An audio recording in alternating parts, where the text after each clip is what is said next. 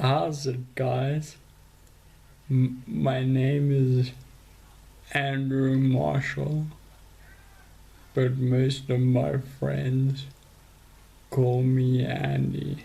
The reason my voice is a little slurred is I have a degenerative genetic condition called Friedreich's ataxia, but I like to refer to it as Freds.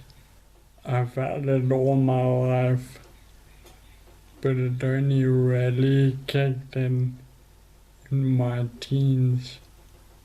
In terms of classification, falls under the muscular dystrophy umbrella. I'm doing this video because if I get tired, chances are you won't be able to understand me, and if I get put on the spot or get flustered, it just clam up. But if you get to know me, I won't shut up. So watch out. Throughout the high school, I was walking like a drunkard, while it got progressively worse. And I was at a loss. I didn't know why. We went to what felt like hundreds of doctors and professors and all sorts of people to try and find out why. And then eventually a neurologist, she gave us an answer, but she didn't really understand exactly what it entailed.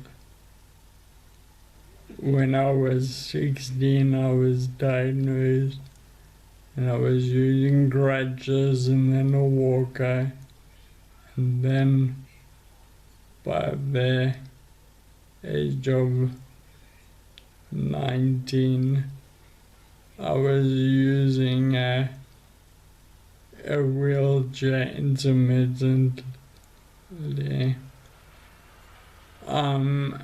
And by the age of 20, I was using it full time.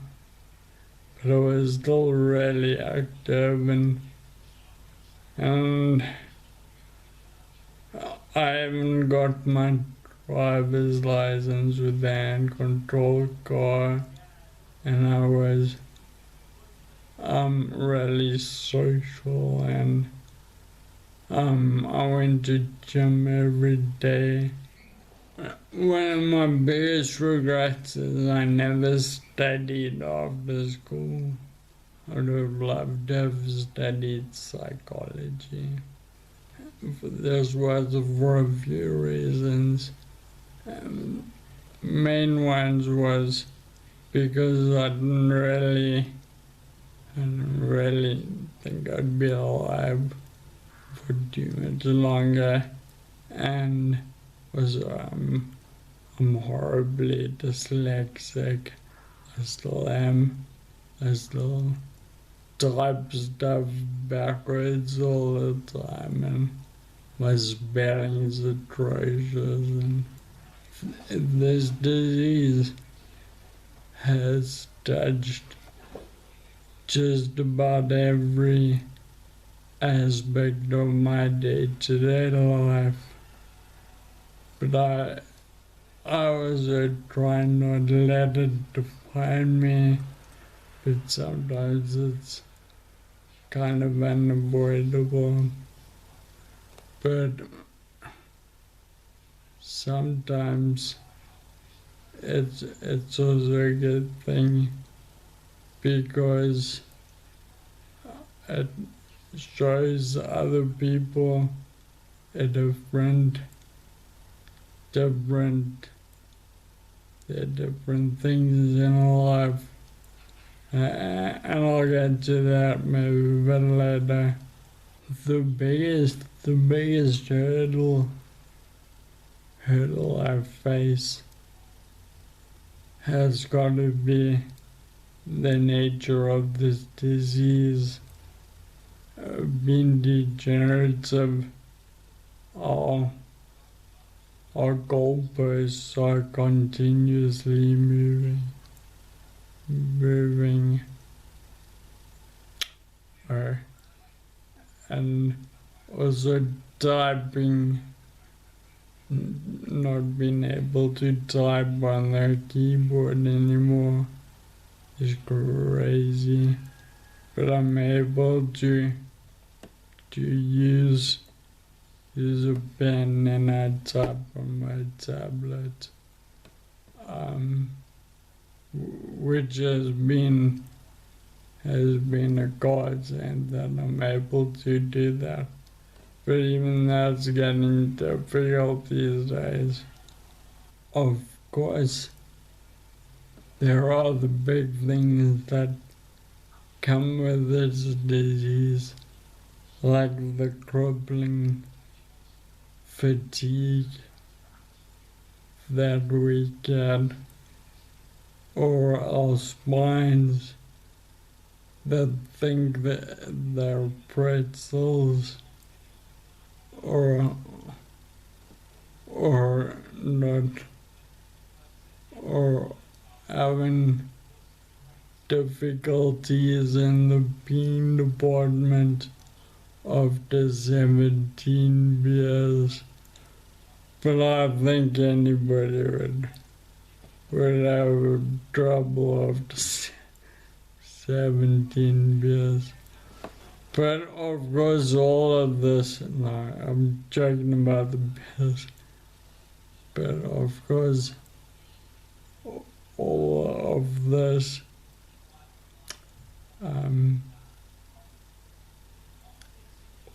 this gets exaggerated by time and gets worse as time goes by. But let me speak to you about what I think is really important for all of us, not just as defective guys, for everybody. I think having purpose and meaning in our lives is so incredibly important. I've had a few things that have been really fulfilling, intermittently scattered throughout my life. But undoubtedly, the biggest one was the writing, then the publication, and then the marketing of my memoir, Dissecting Wobbles. When I was younger, a few people encouraged me to put my thoughts and feelings down on paper, and I did, but I thought I perceived my thoughts to be total rubbish, and I couldn't think that anybody would read them. I had a huge inferiority complex, but it was only when I met my good friend Andrew Miller, who really was as a type of muscular dystrophy. Actually, some of you may remember him. He presented on Move Dogs before. It's only when I met him did I truly believe that we had something solid to give the world. Not only did he edit my words, but he held my hand through every aspect of writing and submitting it to publishers and even the media and marketing afterwards. The feedback I received from all over the world, because it was also published on Amazon, has been really astonishingly self-validating and added incredible amounts to my personal purpose and the whole process of writing it, but was over the last few years was incredibly cathartic and undoubtedly has given me reason to get up in the morning. Now that the book has come and gone, some friends of mine and I were starting a project giving computer tablets to other disabled guys, because I believe technology is like window into the outside world for people with defective bodies. As we were about to pull the trigger, the bat flu insanity thing happened, and MBOs and NGOs, their funding was drying up, so the Muscular Dystrophy Foundation was working with us for a start they asked me to put it on the back burner. And this was a huge kick in the guts. This was a massive blow to me because my sense of purpose and meaning hinged a lot on this. So I did a lot of moving around and feeling moved, and watching a lot of movies. I'm involved in a few groups.